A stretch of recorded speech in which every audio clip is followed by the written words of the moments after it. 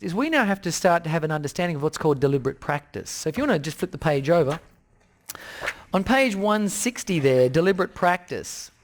It says here, when creating a plan with your clients, keep in mind something known as deliberate practice. During a talk in 2012, a programmer by the name of Kathy Sierra gave a really great description of deliberate practice, and I'm just going to use it, I think, probably for the rest of my life. She said this, deliberate practice, and it's the second paragraph on page 160. Deliberate practice is when you work on a skill that requires 1 to 3 practice sessions to master it. If it takes longer than that, then you are not working, you are working on something that is too complex. So when you're working with a client, you're breaking down their action steps into pieces that are so small, it only takes them 1 to 3 sessions to have that thing mastered. So let's just say that your client wanted to learn to play the violin. My goal, Ben, I want to be a world-class violinist. Have you ever played the violin before? Never. Well, let's find out.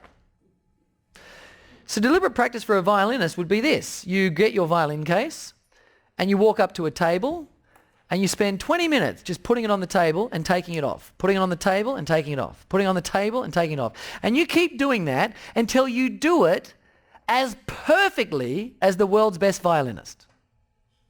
Then you open it. Clip, clip, clip, clip, clip, clip. Who thinks that if I gave you 3 full sessions, 1 hour each, to open a violin case, you would be able to do it at a world-class level? Raise your hand if you think you could do that. Of course you could do it. So now we've been able to place our violin and open it up. We're already acting like a world-class player. Does this make sense? Now we've got to pick the violin up.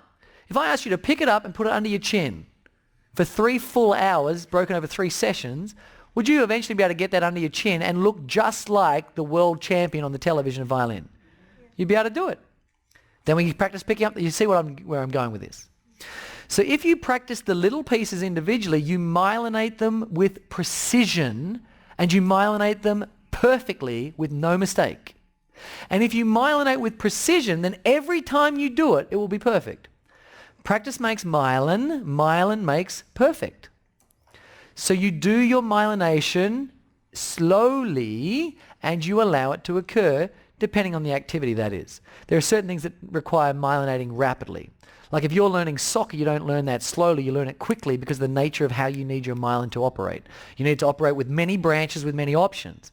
When you're learning violin, you need to myelinate with absolute precision at every step of the way because the song must be played identically every single time. Do you get the idea? There are slight differences in the variances, but you get what I'm getting at here. So the idea is to break things down for your clients. When you break them down into small little pieces, they will get the results they're looking for. The saying is, inch by inch, it's a cinch. So you break it down and make it as simple as possible. Deliberate practice has 3 questions that need to be addressed in order to ensure that you are doing the deliberate practice. Question number 1, do you and your client, or even just your client, understand the fundamentals of what it is they're trying to achieve? So if they are wanting to have a deeply loving relationship, do they know what the fundamentals of a deeply loving relationship are? If they don't, chances are we're not going to be able to break down a very good plan here. If they don't know what they are, you send them away, get them to research for a couple of weeks and come back to you and tell you what they believe are the top 5 fundamentals of a deeply loving relationship. Whatever they tell you is going to be right because that's their reality now. But as long as they have some concept of fundamentals, we're in a good position. Second one, are they working on the very next step? Not 2 steps ahead, 5 steps ahead, 1 step back, the very next step. If they're working on the next step, then we're producing myelin correctly. So as long as we do step by step with our myelination, we get the road set up and it will fire with precision every time. Anyone can do anything perfectly if they slow it down and do it properly. In fact, one of the most famous violin teachers said that if anyone ever walks past my classroom and can recognize the song, you are not practicing. Because she believes that the only time you'll be able to recognize the song is if you're playing it at the right speed. If you're playing at the right speed, you're not practicing. The song should be so slow that nobody can recognize the song. And if you're playing it at that speed, you are myelinating correctly. There are some brilliant examples of great coaches online that you can watch, and you can watch how they interrupt people and how they build myelin. It's quite fascinating. But a lot of them know for different types of art forms that the slower you do something, the better the wrapping occurs. So urgency doesn't mean quickness. Urgency means you think about it and you do it. But when you do it, you can do it as slowly as you like. And some of the best people slow everything down in order for you to get the concept of it. And the next one, my favorite question from the soul retrieval is, what are you missing? So you're constantly asking the client, what are you missing? What are you missing here? What are you not seeing? What's not seeing? What's missing in this whole process? And if you think about those three things, what are the fundamentals? Am I working on the next step? And what is missing? Then you'll create a great plan with your client. A great plan, great processes, great systems in play.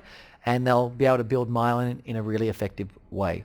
No matter what their goal is, it's going to require myelin and neurons to achieve it. It doesn't matter who you are, that's just the rules, right? So if they're the rules, you may as well just focus on the one thing that matters, which is myelin and neurons, and let's get them wired up correctly. So once we've cleared out all that stuff, they've got this breakthrough, they're walking around, I am love, they've got this whole thing happening. Now it's time to go, all right, let's get this thing to happen. Let's make a plan now.